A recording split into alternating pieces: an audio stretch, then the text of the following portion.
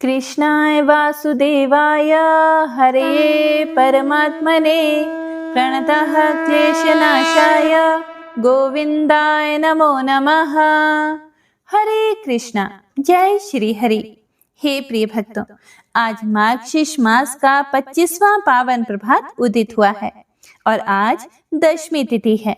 दशमी तिथि मतलब एकादशी से एक दिन पहले आने वाली पवित्र तिथि।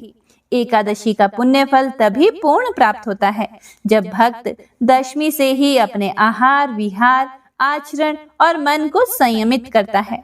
और कल मुक्ति प्रदान करने वाली मोक्षदा एकादशी है जो पापों से मुक्त करती है और मोक्ष का मार्ग खोलती है। यह एकादशी पितरों के उद्धार के लिए अत्यंत शुभ है। पूर्व जन्मों के पापों को नष्ट करने वाली है, जीवन में शांति, समृद्धि और दिव्य प्रकाश देने वाली और मन को गहन भक्ति में प्रवाहित करने वाली है। शास्त्र कहते हैं कि जो मोक्षदा एकादशी का व्रत धारण करता है, भगवान उसके मार्ग में पड़े सभी बंधनों को काट देते हैं। इस दिन भगवान विष्णु के नाम का जप, गीता का पाठ, दान और सात्विक उपवास अनंत पुण्य प्रदान करता है। इसीलिए सभी भक्तों को एकादशी का व्रत अवश्य ही धारण करना चाहिए। हे प्रिय भक्तों, पिछले 24 अध्यायों की यह दिव्य कथा यात्रा आपकी प्रेम, आपकी स्थिर श्रद्धा और आपकी सतत उपस्थिति से इतनी मंगलमयी, अलौकिक और हृदय परिवर्तनकारी बनी है। आप सभी भक्तों को मेरा कोटि कोटि प्रणाम। अब प्रवेश करें 25वें अध्याय की दिव्यता में। हे प्रिय भक्तों, दशमी के नियम हमें संयम सिखाते हैं और मोक्षदा एकादशी हमें मुक्ति का मार्ग दिखाती है। इस पवित्र भाव के साथ आइए अपने मन को शांत करें, विचारों को पवित्र करें और राधे श्याम के चरणों में एक कोमल भक्तिपूर्ण प्रार्थना अर्पित करें। हे वासुदेव, हे जनार्दन, आपकी कृपा के बिना ना संयम संभव है ना मुक्ति संभव है। हे प्रभु, हमारे जीवन में ऐसा प्रकाश भर दें कि हम धर्म के मार्ग पर अडिग रहें और आपकी भक्ति में सदैव स्थिर बने रहें।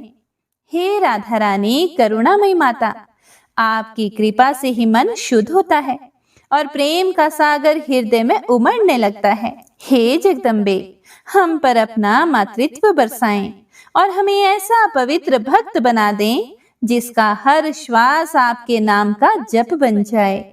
तो आइए भक्तजनों, भक्ति, संयम और दिव्यता के साथ प्रवेश करें मार्गशीर्ष मास के 25वें अध्याय की इस अलौकिक कथा में।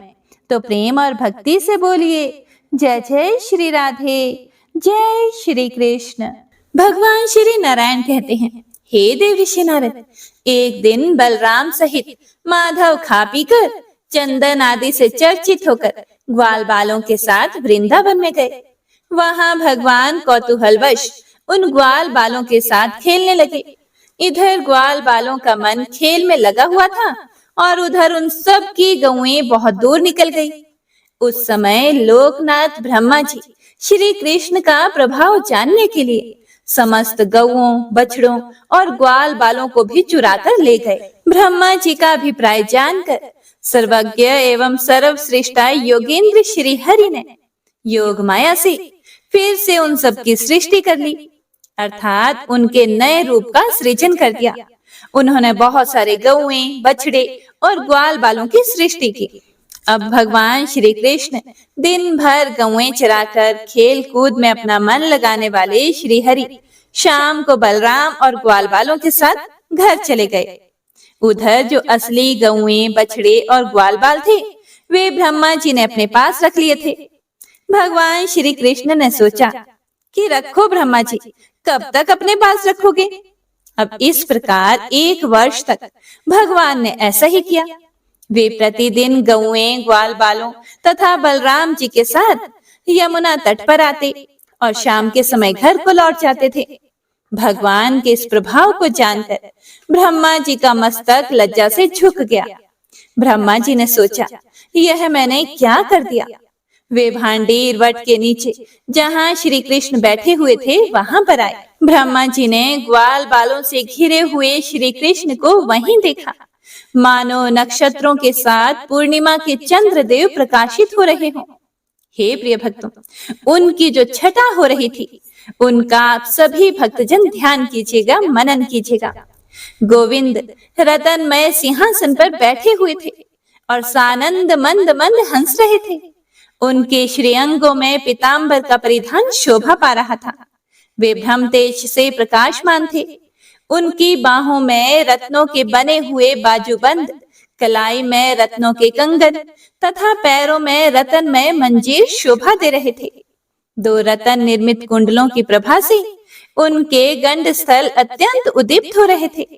श्याम सुंदर का श्री विग्रह करोड़ों कदर्पों की लावण्य लीला का धाम था। वे मन को मोह लेते थे। उनके श्रीअंग चंदन, अगुरु, कस्तूरी और कुमकुम से चर्चित थे। वे पारिजात पुष्पों की मालाओं से विभूषित थे। उनकी अंग कांति नूतन जलधर की श्याम शोभा को लज्जित कर रही थी। शरीर में नूतन यौवन का अंकुर प्रस्फुटित हो रहा था। मस्तक पर मोर पंख का मुकुट और उसमें मालती की मालाओं का संयोग बड़ा मनोहर जान पड़ता था। उन परिपूर्णतम शांत स्वरूप परमेश्वर राधा कांत को देखकर ब्रह्मा जी ने अत्यंत विस्मित होकर उन्हें प्रणाम किया। वे बार बार उन्हें देखने और उन्हें प्रणाम करने लगे। उन्होंने अपने हृदय कमल में जिस रूप को देखा था, वही उन्हें बाहर भी दिखाई दिया। जो मूर्ति सामने थी, वही पीछे और अगल बगल में भी दिखाई दे रही थी। हे देवऋषि नारद, वहां वृंदावन में सब कुछ श्री कृष्ण के ही तुल्य देख जगत गुरु ब्रह्मा उसी रूप का ध्यान करते हुए वहां बैठ गए। गौएं, बछड़े, बालक, लता, गुल्म और विरुद्ध आदि सारा वृंदावन ब्रह्मा जी को श्याम सुंदर के ही रूप में दिखाई दिया। यह परम आश्चर्य देखकर ब्रह्मा जी ने फिर ध्यान लगाया। अब उन्हें सारी त्रिलोकी श्री कृष्ण के सिवा और कुछ भी नहीं दिखाई दिया। कहाँ गए वो वृक्ष, कहाँ है पर्वत, कहाँ गई वो पृथ्वी, कहाँ है समुद्र, अरे कहाँ है देवता, कहाँ गंधर्व, कहाँ मुनींद्र और कहाँ है मानव, कहाँ आत्मा, कहाँ जगत का बीज तथा कहाँ स्वर्ग और कहाँ है गौएं। श्री हरि की माया से ब्रह्मा जी ने सब कुछ अपनी आंखों से देखा और सबको कृष्णमय पाया। कहाँ जगदीश्वर श्री कृष्ण और कहाँ माया की विभूतियां। सबको श्री कृष्णमय देखकर ब्रह्मा जी कुछ भी बोलने में असमर्थ हो गए। किस तरह स्तुति करूं, क्या करूं? इस प्रकार मन ही मन विचार करके जगदाता ब्रह्मा जी वहीं बैठकर जप करने को तत्पर हुए। उन्होंने सुख पूर्वक योगासन लगाकर दोनों हाथ जोड़ लिए। उनके सारे अंग पुलकित हो गए, नेत्रों से अश्रुधारा बहने लगी और वे अत्यंत दीन के समान हो गए। उसके बाद ब्रह्मा जी ने ईडा, सुषुम्ना, मध्या, पिंगला, नलिनी और धुरा, इन 6 नाड़ियों को प्रयत्न पूर्वक योग द्वारा एकाग्र कर लिया। फिर वे अपने शरीर को, अपने मन को, अपने सभी इंद्रियों को एकाग्र करके निश्चल हो गए और पूर्व काल में श्री हरि ने जिसका उपदेश दिया था, उस परम उत्तम दशाक्षर मंत्र का जप करने लगे। हे प्रिय भक्तों, आगे भगवान श्री नारायण देवऋषि नारद से बोले, हे मुने, श्री कृष्ण के चरणार बिंदों का ध्यान करते हुए 1 मुहूर्त तक जप करने के बाद ब्रह्मा जी ने अपने हृदय कमल में उनके सर्व तेजोमय स्वरूप को देखा। उस तेज के भीतर अत्यंत मनोरम रूप था। 2 भुजाएं, हाथ में मुरली और पीतांबर भूषित श्रीअंग, कानों के मूल भाग में पहने गए मकराकृति कुंडल अपनी उज्जवल आभा बिखेर रहे थे। प्रसन्न मुखारविंद पर मंद हास्य की छटा छा रही थी। भगवान भक्त पर अनुग्रह करने के लिए कातर जान पड़ते थे। ब्रह्मा जी ने ब्रह्मरंध्र में जिस रूप को देखा और हृदय कमल में जिसकी झांकी की, वही रूप बाहर भी दिखाई दिया। वह परम आश्चर्य देखकर उन्होंने उन परमेश्वर की स्तुति की। हे मुने, पूर्व काल में एकार्णों के जल में शयन करने वाले श्री हरि ने ब्रह्मा जी को जिस स्तोत्र का उपदेश दिया था, उसी के द्वारा विधाता ने भक्ति भाव से मस्तक झुकाकर उन परमेश्वर का विधिवत स्तवन किया। ब्रह्मा जी बोले, जो सर्व स्वरूप, सर्वेश्वर, समस्त कारणों के भी कारण तथा सबके लिए अनिवर्चनीय है, उन कल्याण स्वरूप श्री कृष्ण को मैं नमस्कार करता हूँ, जिनका श्री विग्रह नवीन मेघमाला के समान श्याम और सुंदर है, जो संपूर्ण जीवों में स्थित रहकर भी उनसे लिप्त नहीं होते, जो साक्षी स्वरूप है, स्वात्मा राम, पूर्ण काम, विश्वव्यापी, विश्व से परे, सर्व स्वरूप, सबके बीज रूप और सनातन है, जो सर्वाधार, सब में विचरने वाले, सर्व शक्ति संपन्न, सर्वाराध्य, सर्व गुरु तथा सर्व मंगल कारण है, संपूर्ण मंत्र जिनके स्वरूप है, जो समस्त संपदाओं की प्राप्ति कराने वाले और श्रेष्ठ हैं, जिनमें शक्ति का संयोग और वियोग भी है, उन स्वेच्छामय प्रभु की मैं स्तुति करता हूँ, जो शक्ति के स्वामी,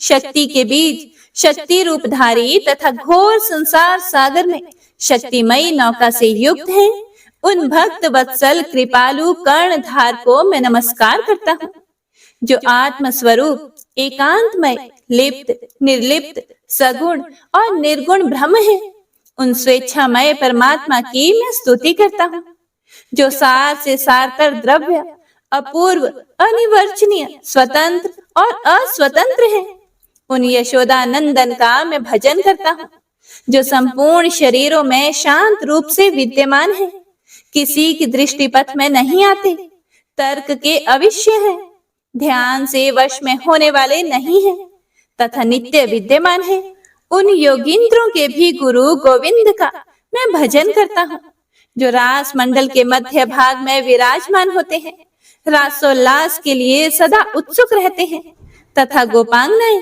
सदा जिनकी सेवा करती है, उन राधा वल्लभ को मैं नमस्कार करता हूँ, जो साधु पुरुषों की दृष्टि में सदैव सत और असाधु पुरुषों के मद में सदा ही असत है, भगवान शिव जिनकी सेवा करते हैं, उन योग साध्य योगेश्वर श्री हरि को मैं प्रणाम करता हूँ, जो सुख दुख, सुखद दुखद, पुण्य पुण्यदायक, शुभद और शुभ बीज है, उन परमेश्वर को मैं प्रणाम करता हूँ। हे नारद, इस प्रकार स्तुति करके ब्रह्मा जी ने गौओं और बालकों को लौटा दिया तथा पृथ्वी पर दंड की भांति पड़कर रोते हुए प्रणाम किया। हे मुने, उसके बाद जगत सृष्टा ने आंखें खोलकर श्री हरि के दर्शन किए। जो ब्रह्मा जी के द्वारा किए गए इस स्तोत्र का प्रतिदिन भक्ति भाव से पाठ करता है, वह इस लोक में सुख भोग कर अंत में श्री हरि के धाम में जाता है। वहां उसे अनुपम दास्य सुख तथा उन परमेश्वर के निकट स्थान प्राप्त होता है। श्री कृष्ण का सानिध्य पाकर वह पार्षद शिरोमणि बन जाता है। भगवान श्री नारायण आगे कहते हैं कि उसके बाद जगत विधाता ब्रह्मा जी जब ब्रह्मलोक में चले गए, तब भगवान श्री कृष्ण ग्वाल बालों के साथ अपने घर को गए। उस दिन गौओं, बछड़ों और ग्वाल बालों ने 1 वर्ष के बाद अपने घर पर पदार्पण किया था, लेकिन श्री कृष्ण की माया से उन सब ने उस 1 वर्ष के अंतर को 1 दिन का ही अंतर समझा। गोप और गोपियां उस समय कुछ भी अनुमान नहीं लगा सकी। पहले के माया रचित बालकों में और आज के वास्तविक बालकों में उन्हें कोई भी अंतर नहीं जान पड़ा। योगी के लिए तो क्या नया और क्या पुराना, सारा जगत कृत्रिम ही है। इस प्रकार श्री कृष्ण का यह सारा शुभ चरित्र कहा गया, जो सुखद, मोक्षप्रद, पुण्यमय तथा सर्वकाल में सुख देने वाला है। फिर जिस प्रकार श्री कृष्ण ने अपनी माया से उन गौओं, बछड़ों और ग्वाल बालों का निर्माण किया था, उसी प्रकार उन्हें अदृश्य भी कर दिया, क्योंकि उनकी जगह अब वास्तविक गौएं, बछड़े और ग्वाल बाल जो आ गए थे। भगवान श्री नारायण आगे कहते हैं, हे देव ऋषि नारद, एक दिन आनंद युक्त नंद ने व्रज में इंद्र यज्ञ की तैयारी करके सब और ढिंडोरा पिटवाया।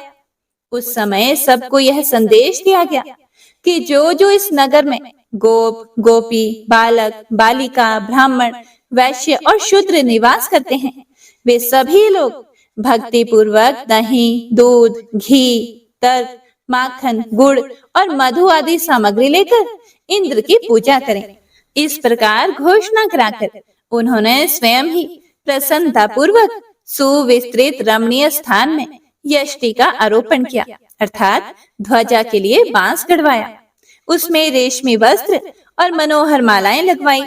चंदन, अगुरु, कस्तूरी और कुमकुम के द्रव से उस यष्टि को चर्चित किया गया। नंद जी ने स्नान और नित्य कर्म करके भक्ति भाव से 2 धुले हुए वस्त्र धारण किए तथा पैर धोकर वे सोने के पीढ़े पर बैठ गए।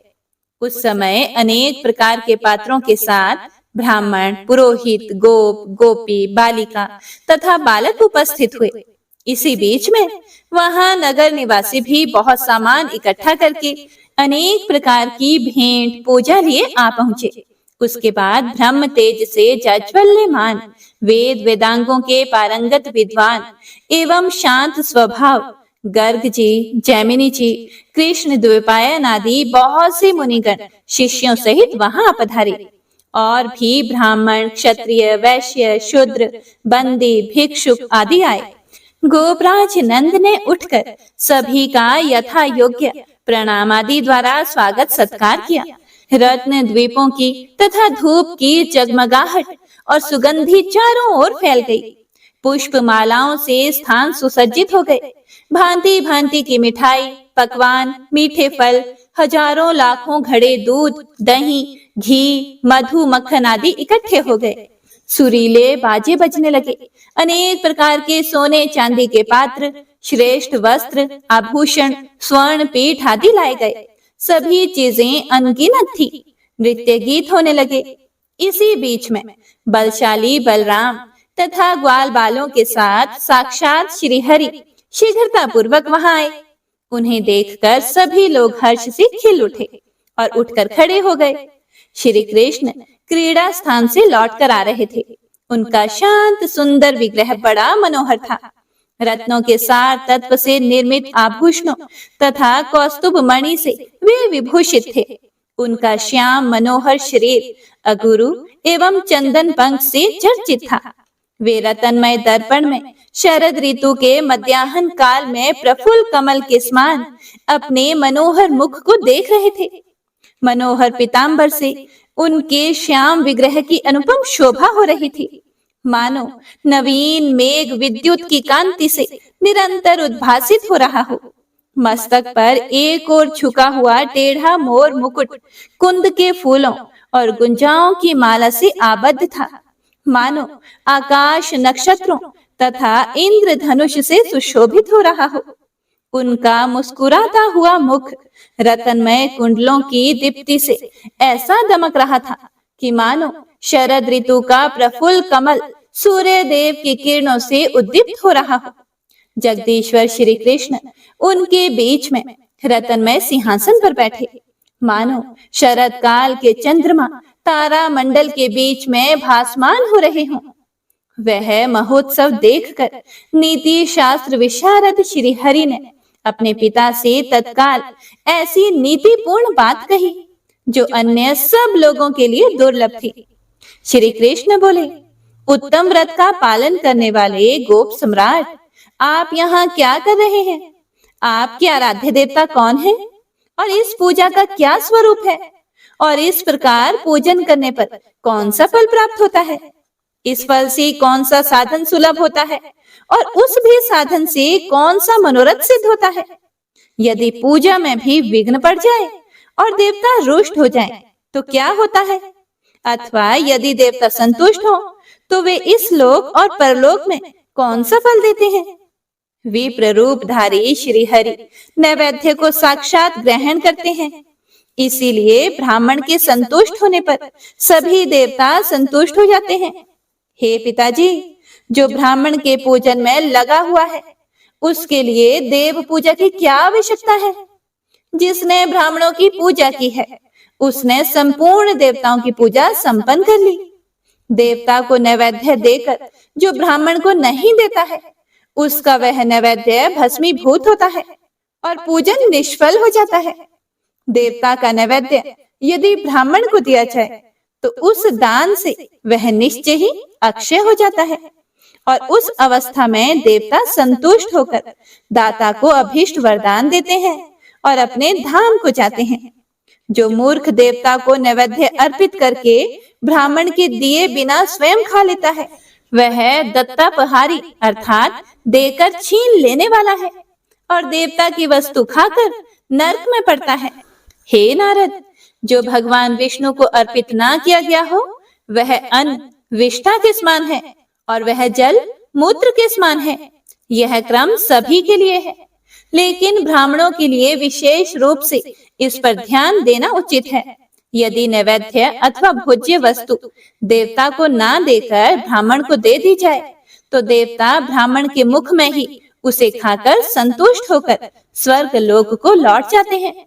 इसीलिए हे पिताजी, आप सारी शक्ति लगाकर ब्राह्मणों का पूजन कीजिए, क्योंकि वे इस लोक और परलोक में भी उत्तम फल के दाता हैं। जो श्री हरि की आराधना करने वाले ब्राह्मण हैं, वे उन्हें प्राणों से भी अधिक प्रिय हैं। हरि भक्त ब्राह्मणों का प्रभाव श्रुति में दुर्लभ है।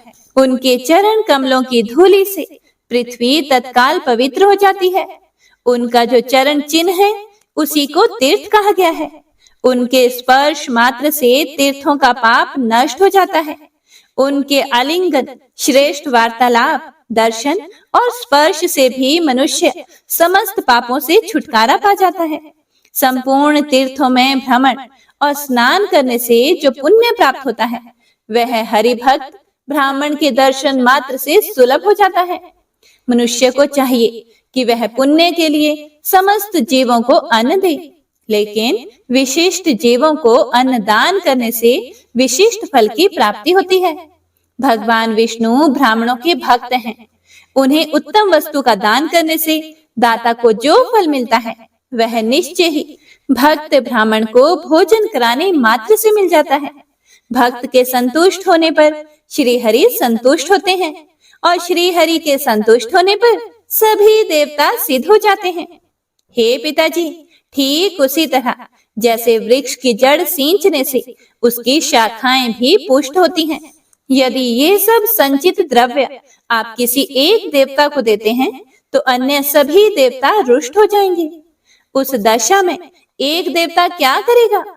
मेरी सम्मति तो यह है कि यहाँ जितनी भी वस्तुएं प्रस्तुत हैं उनका आधा भाग आप श्री गोवर्धन देव को दे दीजिए। वे गौओं की सदा वृद्धि करते हैं, इसीलिए उनका नाम गोवर्धन हुआ है। पिताजी, इस भूतल पर गोवर्धन के समान पुण्यवान दूसरा कोई नहीं है, क्योंकि वे नित्य प्रति गौओं को नई नई घास देते हैं।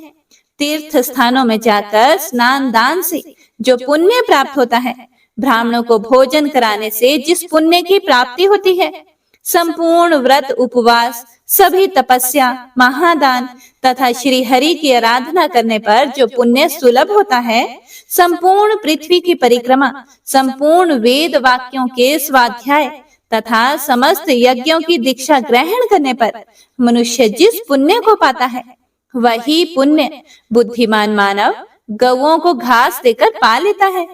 जो घास चरती हुई गाय को स्वेच्छा पूर्वक चरने से रोकता है, उसे भ्रम हत्या का पाप लगता है तथा वह प्रायश्चित करने पर ही शुद्ध होता है। हे पिताजी, सभी देवता गौओं के अंगों में, संपूर्ण तीर्थ गौओं के पैरों में तथा स्वयं लक्ष्मी उनके गुह्य स्थानों अर्थात मल मूत्र के स्थानों में सदा वास करती हैं। जो मनुष्य गाय के पद चिन्ह से युक्त मिट्टी द्वारा तिलक करता है, उसे तत्काल तीर्थ स्थान का फल मिलता है और पग पग पर उसकी विजय होती है। गौएं जहां भी रहती हैं, उस स्थान को तीर्थ कहा गया है। पिताजी, वहां प्राणों का त्याग करके मनुष्य तत्काल मुक्त हो जाता है, इसमें तनिक भी संशय नहीं। जो नराधम ब्राह्मणों तथा गौओं के शरीर पर प्रहार करता है, निसंदेह उसे भ्रम हत्या के समान पाप लगता है।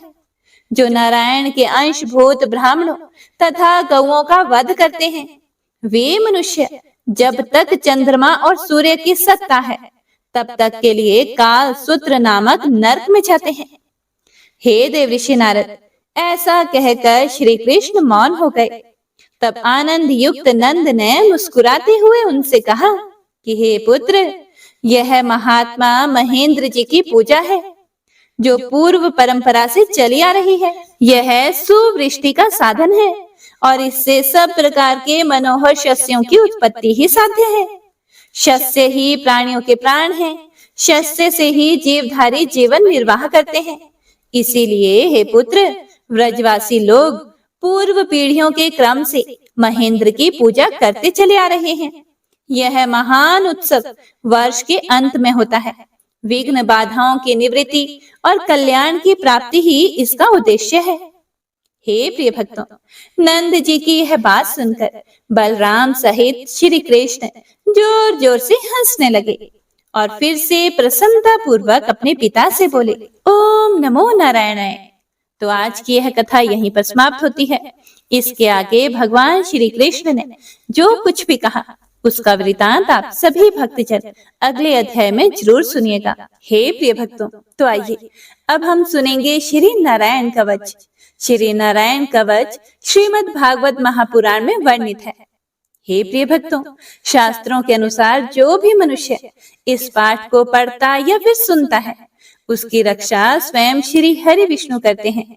श्री नारायण कवच रोग, दोष, भय और सभी विपत्तियों से रक्षा करने वाला और मनोकामनाओं को पूर्ण करने वाला है। यह हर जगह विजय करवाने वाला है और बहुत ही दुर्लभ और चमत्कारी स्तोत्र है। नारायण कवच की शक्ति से ही देवराज इंद्र ने देवासुर संग्राम में राक्षसों को परास्त करके स्वर्ग की रक्षा की थी। और जब राजा परीक्षित को श्रृंगी ऋषि ने श्राप दिया कि 7 दिन में उसकी मृत्यु तक्षक नाग के द्वारा डसने से हो जाएगी, तब राजा परीक्षित ने सुखदेव जी से निवेदन किया कि वह उसे नारायण कवच सुनाए, जिससे कि रक्षित होकर देवराज इंद्र ने राक्षसों को पराजित किया था। तब देवराज इंद्र को विश्व रूप ने नारायण कवच का उपदेश दिया था। नारायण कवच को धारण करने वाला मनुष्य सभी प्रकार के भय से मुक्त हो जाता है। विश्व रूप ने जब नारायण कवच का उपदेश देवराज इंद्र को दिया था, तब उन्होंने कहा था कि किसी भी भय और संकट की परिस्थिति उत्पन्न होने पर अपने शरीर की रक्षा के लिए विधि विधान के अनुसार इस नारायण कवच को धारण कर लेना चाहिए। नारायण कवच धारण करने वाला मनुष्य सभी प्रकार के भय से मुक्त हो जाता है। यह प्रकट और गुप्त हर प्रकार के शत्रुओं से रक्षा करने वाला है। हे प्रिय भक्तों, अब आज के समय में जबकि परिस्थिति ऐसी है कि लोग किसी भी समय कहीं पर भी दुर्घटना का शिकार हो जाते हैं, ऐसी परिस्थिति में अगर प्रतिदिन नारायण कवच का पाठ पढ़ा जाए या फिर सुना जाए तो हर प्रकार से भगवान श्री हरि विष्णु रक्षा करते हैं। अब इस पाठ का श्रवण करने से पहले श्री हरि नारायण का ध्यान करके और ओम नमो नारायणाय इस प्रकार से उच्चारण करके इस पाठ का श्रवण करते हैं। आप सभी भक्त भी अपने मन में प्रेम से बोलिए, ओम नमो नारायणाय। भगवान श्री हरि गरुड़ जी की पीठ पर अपने चरण कमल रखे हुए हैं। अणिमा आदि 8 सिद्धियां उनकी सेवा कर रही हैं। 8 हाथों में शंख, चक्र, ढाल, तलवार, गदा, बाण, धनुष और पाश धारण किए हुए हैं। वे ही ओमकार स्वरूप प्रभु सभी प्रकार से सब ओर से मेरी रक्षा करें। मत्स्य मूर्ति भगवान जल के भीतर जल तंतुओं से और वरुण के पाश से मेरी रक्षा करें। माया से ब्रह्मचारी रूप धारण करने वाले वामन भगवान स्थल पर और विश्व रूप श्री त्रिविक्रम भगवान आकाश में मेरी रक्षा करें। जिनके घोर अट्टहास करने पर सब दिशाएं गूंज उठी थी और गर्भवती दैत्य पत्नियों के गर्भ गिर गए थे। वे दैत्य युद्ध पतियों के शत्रु भगवान नृसिंह किले, जंगल, रणभूमि आदि विकट स्थानों में मेरी रक्षा करें।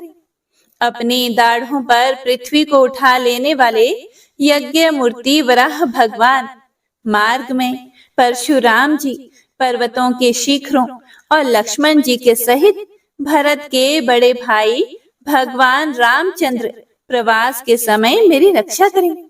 भगवान नारायण मारण मोहन आदि भयंकर अभिचारों और सब प्रकार के प्रमादों से मेरी रक्षा करें। ऋषि श्रेष्ठ नर गर्व से, योगेश्वर भगवान दत्तात्रेय योग के विघ्नों से और त्रिगुणाधिपति भगवान कपिल कर्म बंधन से मेरी रक्षा करें। परम ऋषि सनत कुमार कामदेव से, हयग्रीव भगवान मार्ग में चलते समय देव मूर्तियों को नमस्कार आदि ना करने के अपराध से, देव ऋषि नारद सेवा अपराधों से और भगवान कच्छप सब प्रकार के नरकों से मेरी रक्षा करें। भगवान धन्वंतरी कुपथ्य से, जितेंद्र भगवान ऋषभ देव सुख दुख आदि भयदायक द्वंद्वों से, यज्ञ भगवान लोकापवाद से, बलराम जी मनुष्य कृत कष्टों से और श्री शेष जी क्रोध वश नामक सर्पों के गणों से मेरी रक्षा करें। भगवान श्री कृष्ण द्विपायन व्यास जी अज्ञान से तथा बुद्ध देव पाखंडियों से और प्रमाद से मेरी रक्षा करें। धर्म रक्षा करने वाले महान अवतार धारण करने वाले भगवान कल की पाप बहुल कलिकाल के दोषों से मेरी रक्षा करें। प्रातः काल भगवान केशव अपनी गदा लेकर कुछ दिन चढ़ जाने पर भगवान गोविंद अपनी बांसुरी लेकर, दोपहर के पहले भगवान नारायण अपनी तीक्ष्ण शक्ति लेकर और दोपहर को भगवान विष्णु चक्र राज सुदर्शन लेकर मेरी रक्षा करें। तीसरे पहर में भगवान मधुसूदन अपना प्रचंड धनुष लेकर मेरी रक्षा करें। सायंकाल में ब्रह्मा जी आदि त्रिमूर्तिधारी माधव, सूर्यास्त के बाद ऋषिकेश, अर्धरात्रि के पूर्व तथा अर्धरात्रि के समय अकेले भगवान पद्मनाभ मेरी रक्षा करें। रात्रि के पिछले प्रहर में श्री वत्स लांछन श्री हरि, उषा काल में खड़गधारी भगवान जनार्दन, सूर्य उदय से पूर्व श्री दामोदर और संपूर्ण संध्याओं में काल मूर्ति भगवान विश्वेश्वर मेरी रक्षा करें। हे सुदर्शन, आपका आकार चक्र की तरह है। आपके किनारे का भाग प्रलय कालीन अग्नि के समान अत्यंत तीव्र है। आप भगवान की प्रेरणा से सब ओर घूमते रहते हैं। जैसे आग वायु की सहायता से सूखे घास फूस को जला डालती है, वैसे ही आप हमारी शत्रु सेना को शीघ्र से शीघ्र जला दीजिए, जला दीजिए। हे कौमुद की गदा, आपसे छूटने वाली चिंगारियों का स्पर्श वज्र के समान असह्य है। आप भगवान अजित की प्रिया हैं और मैं उनका सेवक हूँ। इसीलिए आप कुष्मांड, विनायक, यक्ष, राक्षस, भूत और प्रेत आदि ग्रहों को अभी कुचल डालिए तथा मेरे शत्रुओं को चूर चूर कर दीजिए। हे शंख श्रेष्ठ, आप भगवान श्री कृष्ण के फूंकने से भयंकर शब्द करके मेरे शत्रुओं का दिल दहला दीजिए एवं यातुधान, प्रमथ, प्रेत, मातृका, पिशाच तथा ब्रह्म राक्षस आदि भयावने प्राणियों को यहाँ से तुरंत भगा दीजिए। भगवान की श्रेष्ठ तलवार, आपकी धार बहुत ही तीक्ष्ण है। आप भगवान की प्रेरणा से मेरे शत्रुओं को छिन्न भिन्न कर दीजिए। हे भगवान की प्यारी ढाल, आप में सैकड़ों चंद्राकार मंडल हैं। आप पाप दृष्टि पापात्मा शत्रुओं की आंखें बंद कर दीजिए और उन्हें सदा के लिए अंधा बना दीजिए। सूर्य आदि ग्रह, धूमकेतु आदि केतु, दुष्ट मनुष्य, सर्प आदि रेंगने वाले जंतु, दाढ़ों वाले हिंसक पशु, भूत प्रेत आदि तथा पापी प्राणियों से हमें जो जो भय हो और जो हमारे मंगल के विरोधी हो, वे सभी भगवान के नाम, रूप तथा आयुधों का कीर्तन करने से तत्काल नष्ट हो जाएं। बृहद, रथंतर आदि सामवेदीय स्तोत्रों से जिनकी स्तुति की जाती है, वे वेद मूर्ति भगवान गरुड़ और विश्वकसेन जी अपने नामोच्चारण के प्रभाव से हमें सब प्रकार की विपत्तियों से बचाएं। श्री हरि के नाम, रूप, वाहन, आयुध और श्रेष्ठ पार्षद हमारी बुद्धि, इंद्रिय, मन और प्राणों को सब प्रकार की आपत्तियों से बचाएं। जितना भी कार्य अथवा कारण रूप जगत है, वह वास्तव में भगवान ही है। इस सत्य के प्रभाव से हमारे सारे उपद्रव नष्ट हो जाएं। जो लोग ब्रह्मा और आत्मा की एकता का अनुभव कर चुके हैं, उनकी दृष्टि में भगवान का स्वरूप समस्त विकल्पों से रहित है, भेदों से रहित है।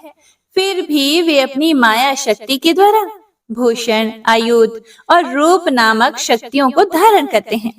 यह बात निश्चित रूप से सत्य है। इसी कारण सर्वज्ञ, सर्वव्यापक भगवान श्री हरि सदा सर्वत्र सब स्वरूपों से हमारी रक्षा करें। जो अपने भयंकर अट्टहास से सब लोगों के भय को भगा देते हैं और अपने तेज से सबका तेज ग्रस लेते हैं, वे भगवान नृसिंह दिशा विदिशा में नीचे, ऊपर, बाहर, भीतर सब ओर से हमारी रक्षा करें। हे देवराजेंद्र, मैंने तुम्हें यह नारायण कवच सुना दिया है। इस कवच से तुम अपने आप को सुरक्षित कर लो। बस फिर तुम अनायास ही सब दैत्य युद्धपतियों को जीत लोगे। इस नारायण कवच को धारण करने वाला पुरुष जिसको भी अपने नेत्रों से देख लेता है अथवा पैर से छू देता है, तत्काल समस्त भयों से वह मुक्त हो जाता है। और जो इस वैष्णवी विद्या को धारण कर लेता है, उसे राजा, डाकू, प्रेत, पिशाच आदि और बाघ आदि हिंसक जीवों से भी कभी किसी प्रकार का भय नहीं होता। हे देवराज, प्राचीन काल की बात है, एक कौशिक गोत्रीय ब्राह्मण ने इस विद्या को धारण करके योग धारणा से अपना शरीर मरुभूमि में त्याग दिया। अब जहां उस ब्राह्मण का शरीर पड़ा था, उसके ऊपर से एक दिन गंधर्वराज चित्ररथ अपनी स्त्रियों के साथ विमान पर बैठकर निकले। वहां आते ही वे नीचे की ओर सिर किए विमान सहित आकाश से पृथ्वी पर गिर पड़े। इस घटना से उनके आश्चर्य की सीमा न रही। जब उन्हें बाल खिल्ले मुनियों ने बताया कि यह नारायण कवच धारण करने का प्रभाव है, तब उन्होंने उस ब्राह्मण देव की हड्डियों को ले जाकर पूर्व वाहिनी सरस्वती नदी में प्रवाहित कर दिया और फिर स्नान करके वे अपने लोक को चले गए। श्री सुखदेव जी आगे कहते हैं, हे परीक्षित, जो भी पुरुष इस नारायण कवच को समय पर सुनता और आदर पूर्वक इसे धारण करता है, उसके सामने सभी प्राणी आदर से झुक जाते हैं और वह सब प्रकार के भयों से मुक्त हो जाता है। हे परीक्षित, शतक्रतु इंद्र ने आचार्य विश्वरूप जी से यह वैष्णवी विद्या प्राप्त करके रणभूमि में असुरों को जीत लिया और वे त्रिलोक्य लक्ष्मी का उपभोग करने लगे। इति श्री नारायण कवच संपूर्णम। वंशी शोभित कर मधुर नील जलद तन श्याम, अरुण अधर जनु बिंब फल नयन कमल अभिराम, पूर्ण इंद्र अरविंद मुख पीतांबर शुभ साज, जय मन मोहन मदन छवि कृष्ण चंद्र महाराज। जय यदुनंदन जय जगवंदन, जय वसुदेव देवकी नंदन, जय यशोदासुत नंद दुलारे, जय प्रभु भक्तन के धृत तारे, जय नट नागर नागन थैया कृष्ण कन्हैया धेनु चरैया, पुनि नख पर प्रभु गिरिवर धारो, आओ दीनन कष्ट निवारो। वंशी मधुरे अधर धर तेरे, होवे पूर्ण मनोरथ मेरी, आओ हरि पुनि माखन चाखो, आज लाज भारत की राखो। गोल कपोल चिबुक करुणारे, मृदु मुस्कान मोहिनी डारे, रंजित राजीव नयन विशाला मोर मुकुट वै रचन्ति माला कुंडल श्रवण पीठ पटाछे कटिके गणिकाछन काछे नील जलज सुंदर तनु सोहे छवि लख सुर नर मुनि मन मोहे मस्तक तिलक अलक घुंघराले आओ कृष्ण बांसुरी वाले करि पय पान पूत नहीं तार्यो अका बका का सुर मार्यो मधुवन जलत अग्नि जब ज्वाला भय शीतल लखित नंद लाला सुरपति जब ब्रज चढ़े और साई मोसर धार वारी वर्षाई लगत लगत ब्रज चहन बहायो गोवर्धन नख धारी बचायो लखिय सुधा मन ब्रह्माधिकाई मुख मह 14 भुवन दिखाई दुष्ट कंस अति उधम मचायो कोटि कमल जब फूल मंगायो नाथी काली यही तब तुम लीन है चरण चिन्ह दई निर्भय कीन है करि गोपिन संग रास विलासा सबकी पूर्ण करी अभिलाषा केतिक महासुर संहार्यो कंस ही केस पकड़ी दई मार्यो मात पिता की बंदी छुड़ाई उग्रसेन कहा राज दिलाई मही से मृतक छहो सुतलायो मातु देव की शोक मिटायो भौमासुर मुर दैत्य सहारी लाए 10 सहस कुमारी दई भी नहीं तृण चीर सहारा जरा सिंधु राक्षस कह मारा असुर बकासुर आदिक मार्यो भक्तन के तब कष्ट निवार्यो दीन सुदामा के दुख टार्यो तंदुल 3 मूठ मुख डार्यो प्रेम के साग विदुर धर मांगे दुर्योधन के मेवा त्यागे लखी प्रेम की महिमा भारी ऐसे श्याम दीन हितकारी भारत के पारथ रथ हाके लिए चक्र करे नहीं बलता के निज गीता के ज्ञान सुनाए भक्तन हृदय सुधा वर्षाए मीरा थी ऐसी मतवाली विष पी गई बजा कर ताली राणा भेजा सांप पिटारी शालिग्राम बने बनवारी निज माया तुम विधि दिखायो उरते संशय सकल मिटायो तब शत निंदा करि तत्काला जीवन मुक्त भयो शिशुपाला जब ही द्रौपदी तीर लगाई दीनानाथ लाज अब जाई तुरत ही वसन बने नंदलाला बढ़े चीर भई अरि मोह काला असनाथ के नाथ कन्हैया डूबत भंवर बचावत नैया सुंदर दास आसुर धारी दया दृष्टि कीजिए बनवारी नाथ सकल मम कुमति निवारो क्षमहु बेगी अपराध हमारो खोलो पट अब दर्शन दीजिए बोलो कृष्ण कन्हैया की जय बोलो कृष्ण कन्हैया की जय बोलो कृष्ण कन्हैया की जय। यह 40वां कृष्ण का पाठ करे उरधारी 8 सिद्धि नवनिधि फल लहे पदारथ चारी। जय श्री कृष्ण।